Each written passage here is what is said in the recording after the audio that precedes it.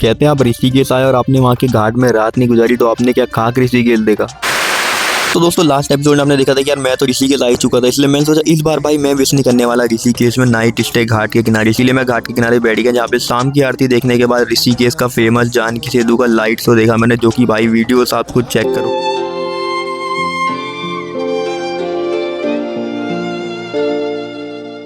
अब भाई night show तो देखने के बाद बारी आ चुकी थी अपनी घाट के किनारे स्टे करने की, इसलिए उससे पहले मैं आ गया परमार निकेतन, जहाँ का मस्त व्यू देखने के बाद मैंने घाट के किनारे भाई बिना कुछ लिए बस एक ब्लैंकेट लेके आया था और वहीं पे अपना रात का स्टे करा। और भाई नाइट का जो एक्सपीरियंस था बहुत ही नेक्स्ट लेवल था। आसपास से थोड़ा बहुत जानवरों के चलने की आवाज आ रही थी, बट भाई मॉर्निंग में उठने के बाद जो ऐसा व्यू दिखा ना पूरा रिफ्रेश हो गया। आप सभी को मैं सजेस्ट करूंगा यार आप लोग भी ऋषिकेश आओ तो यार घाट के किनारे एक बार जरूर स्टे करना। और वीडियो अच्छा लगता है तो वीडियो को लाइक करके गाइस फॉलो जरूर कर लेना।